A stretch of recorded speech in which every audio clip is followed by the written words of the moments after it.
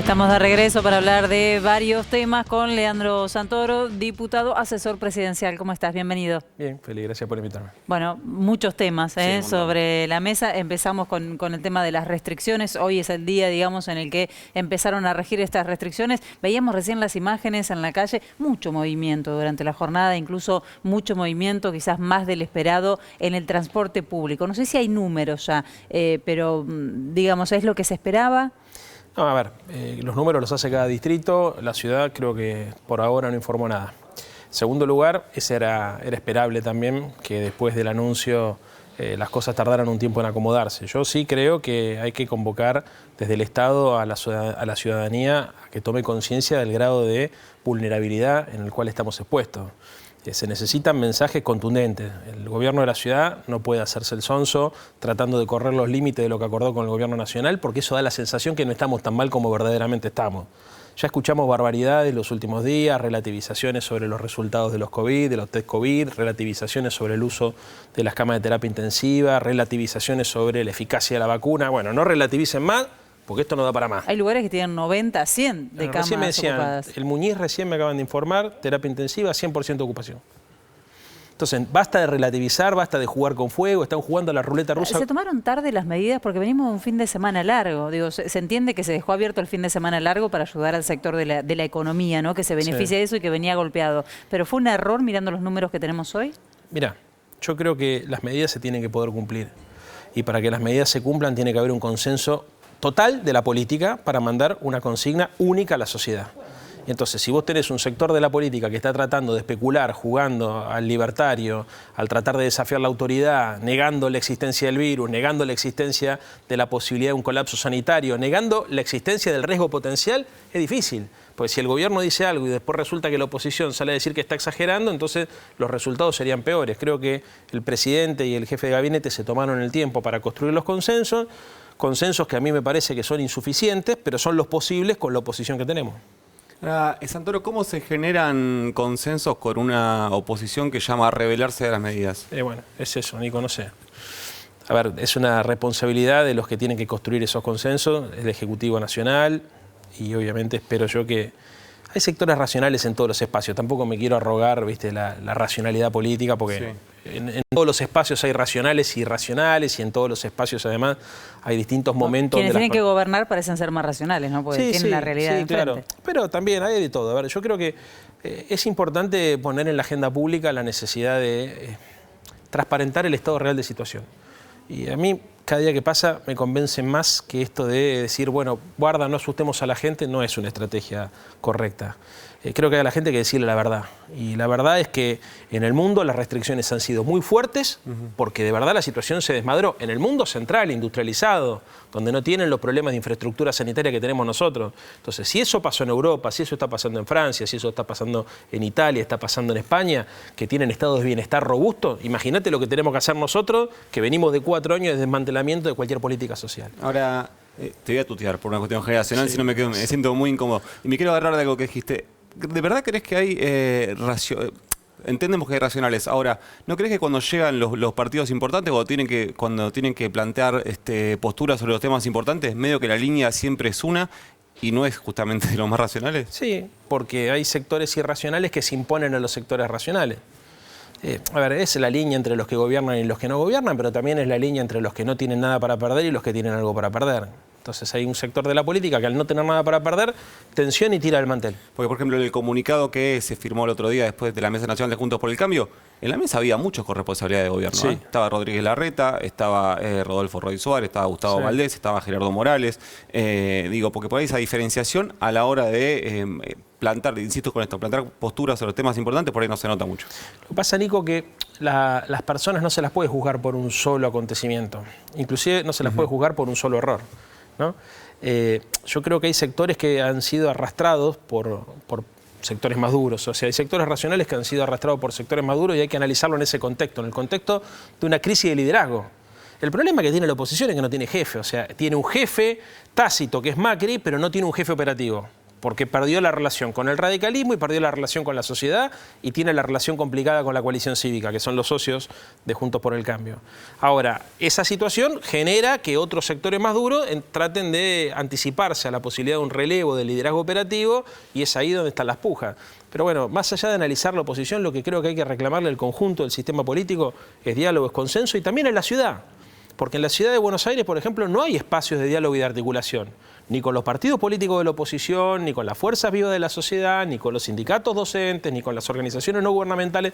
No hay. Entonces se la pasan vendiendo humo y yendo a la televisión a pontificar diciendo qué es lo que habría que hacer a nivel nacional, pero en la ciudad de Buenos Aires hacen todo lo contrario. Bueno, son convocados a una mesa de seguimiento, ¿no? Convocaron a una mesa de seguimiento de la pandemia. Vamos a ver qué pasa en ese sentido. Mira, lo primero que vos tendrías que haber hecho es sentar a la comunidad educativa para ver qué haces con las clases presenciales. Que hay un problema enorme ahí. ¿Te preocupa las clases presenciales? Por supuesto que me preocupa. Pero hay una decisión férrea de seguir con las clases. Sí, también yo soy de los que creen, y es una opinión personal, ni del gobierno, ni siquiera de mi espacio político, sino mía, que por lo menos habría que avanzar hacia un sistema mixto. Porque hay padres que están diciendo yo no quiero mandar a mis chicos al colegio, por ejemplo. Entre otras cosas porque no solamente por los pibes, sino porque además hay que movilizarse en transporte público para llevar a los chicos al colegio. Hay toda una cuestión de logística familiar. El mundo va en ese sentido. Uruguay acaba de... Y sí creo que para discutir la presencialidad es muy importante la opinión de la comunidad educativa. O sea, no es una decisión que se toma en una oficina en el centro de la ciudad. Es una decisión que se toma finalmente ahí, pero que se construye consultando a todos los actores. ¿Querés ver cómo están las calles? Vamos con el móvil, con Gabriel Gamarra. Creo que estás en Constitución, Gabriel, todavía. Felicita, estamos en Puente Pueyrredón ahora. Bien. Los controles comenzaron hoy a las 0 horas y continúa en este momento. Está trabajando en Constitución, en la plaza estaba trabajando la Policía Federal. Acá está trabajando la Prefectura, tanto en este momento como también cuando comenzaron los controles, como te decía, a las 0 horas. Por momento es un déjà vu lo que estamos observando, porque es muy parecido a los primeros días de abril del año pasado. Los controles en ambas direcciones, tanto nosotros estamos parados en dirección desde la ciudad de Buenos Aires hacia la provincia de Buenos Aires, pero a la inversa también hay controles de la prefectura. No están parando en este momento a los autos particulares, sí a los colectivos, al transporte público de pasajeros, como podemos ver en este momento, al colectivo de la línea 98. Hoy, a las 0 horas, cuando comenzaba el día, estuvieron parando autos particulares, pero ahora, por el momento, solamente al transporte público. Se fijan si todos tienen el permiso para circular, si son esenciales, si son exceptuados o si tienen un permiso especial por tan solo 24 horas para acompañar a alguna persona al médico o, en su defecto, no ahora, pero en su defecto también a vacunarse. Bien. Este es el cuadro de situación que se está observando en este preciso momento. Prácticamente un déjà vu. Las mismas imágenes de abril del 2020 las podemos observar ahora en abril del 2021. Gabriel, muchísimas gracias. Bueno, un tránsito incesante. Hoy se dieron 24.000 contagios. Es un número altísimo, es un nuevo pico, digamos, que tenemos de contagios de coronavirus. Decías que mirarías o analizarías el tema de las clases. ¿Y qué pasa con la cuestión económica, que es otro de los grandes problemas? Y una de las grandes preguntas es si en algún momento habrá una ayuda para los sectores más desprotegidos. Tenemos un 42% de pobreza, son números que se agravaron, veníamos con una crisis económica grave, la pandemia agrava esta crisis y hay una demanda por parte de esos sectores. Pero además hay otro problema muy grave, que es el de los formadores de precios y el abuso en los precios de los alimentos, ¿no? Que pone en jaque justamente esos sectores más vulnerados. Sí, bueno, digamos que desde el principio el gobierno se focalizó en tratar de asistir a las personas en situación de pobreza extrema. La tarjeta alimentar, por ejemplo, es eso. Ahora en pandemias inclusive se ha duplicado el monto para los beneficiarios de la asignación universal por hijo. Hay políticas sociales para contener ese sector y creo que eso se siente. Entre otras cosas porque no sucedieron acontecimientos que la oposición agoraba, por ejemplo, como saqueos o... Explota el conurbano, ese era el título hace un año. No pasó. Creo que el problema es la clase media baja, el laburante que es pobre, el que tiene trabajo y que tiene dificultades para llegar a fin de mes porque la guita no le alcanza laburando, que no tiene cultura de ir a un comedor escolar, que no sabe cuáles son los resortes de la seguridad social para tocar y que hasta tiene un problema, digamos, la pasa mal por una cuestión de dignidad. ¿no? Le cuesta ir a pedir. Claro. Y creo que ese es un problema grave, que se están haciendo muchas cosas. Hay políticas sobre los monotributistas sociales, hay políticas sobre los trabajadores que garpan ganancias, que inclusive muchos sectores que garpan ganancias, que tienen un solo ingreso, digamos, también increíblemente pueden caer en la pobreza, si es el único ingreso familiar. Y creo que hay que hacer un control mucho más férreo sobre la política de precios. Sí, también hay que entender que el gran coordinador de los precios en nuestro país es el dólar. Y una de las cosas que ha hecho el gobierno en los últimos meses, que yo creo que después del primer trimestre va a empezar a haber más resultado, es el control del tipo de cambio. Cuando el tipo de cambio fluctúa, los precios fluctúan. Y si los precios internacionales fluctúan hacia arriba, fluctúa más todavía. Tener contenido del tipo de cambio, achicar la brecha y tranquilizar el mercado cambiario contribuye muchísimo a que podemos esperar, no en marzo, pero sí en abril, una tendiente más, digamos, decreción de la tasa de inflación. Me quiero agarrar de esto que te preguntaba Feli recién, porque la noticia por ahí más importante en términos de bolsillo se dio ayer en el Senado con la sanción de la ley que exime del pago de ganancia a 1.287.000 personas, pero también está el número de pobreza muy alto. ¿No crees que más allá de la necesidad económica, que la sabemos, 3,42% de pobreza, la necesidad económica es permanente, digamos, más allá de la cuestión de emergencia, pero que en términos simbólicos también no habría que en este contexto enviar alguna señal por parte del gobierno, más allá de que el IFE no es simbólico, no más mínimo?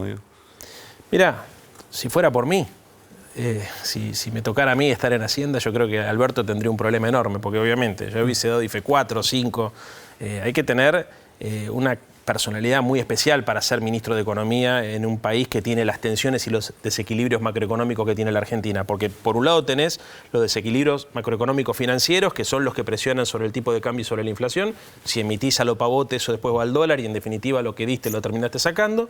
Y por otro lado tenés los desequilibrios sociales, que también tenés que atender. Yo creo que el gobierno hace política social y hace política económica para asistir a esos sectores, y lo más importante es recrear la cultura del trabajo. ¿Condiciona el Fondo Monetario? Lo que condiciona es la deuda, el peso de la deuda. O sea, el gran problema, esto es lo que no se termina de No entender. la negociación, sino la deuda es que todos los agentes económicos saben que la Argentina tiene un problema estructural que se llama restricción externa. Que es que si vos creces, demandás más dólares de lo que podés producir. Por cada punto de crecimiento te crecen 3 las importaciones. Eso presiona sobre el tipo de cambio, entonces sabés que hay una situación de tensión cambiaria que te corrige los precios internos. Este es el problema. Si, en el último gobierno se fumaron 100.000 palos verdes, que no pueden explicar dónde están, eso alguien lo tiene que garpar, y además lo hicieron con un cronograma de vencimiento alevoso, porque había que devolverlos en 4 años. Entonces, si no, ¿cómo es la lucha contra la inflación? Lo primero es el control del tipo de cambio, evitar una corrida. Hoy el Banco Central, por ejemplo, salieron los datos de marzo, compró 1.470 millones de dólares. Está recomponiendo las reservas. Eso es una palanca importante para pelear contra la inflación. Ahora, ¿cuál es el problema de fondo? La escasez de dólares. Entonces la Argentina produce menos dólares de los que consume, y encima los muchachos que gobernaron los 4 años anteriores son los que se tomaron 100.000 palos de deuda que no podemos explicar dónde están. Una de las cosas que, digamos, que formaron parte de la campaña de Alberto Fernández como presidente era la recomposición del poder adquisitivo, que sabemos que entre crecimiento de pobreza, desempleo y sobre todo la devaluación y la inflación quedó muy deteriorado, y estoy siendo leve con la descripción. ¿Confías que en estos 3 años de mandato que quedan los trabajadores y trabajadoras puedan ver algo de recomposición, digamos, de recuperación de ese poder adquisitivo? Nico, por primera vez en muchos años un ministro de Economía dice públicamente que va a trabajar para que el salario le gane a la inflación. Eso solo es un montón en este país, donde los que estaban antes gobernando decían que para que la economía sea competitiva el salario tenía que perder.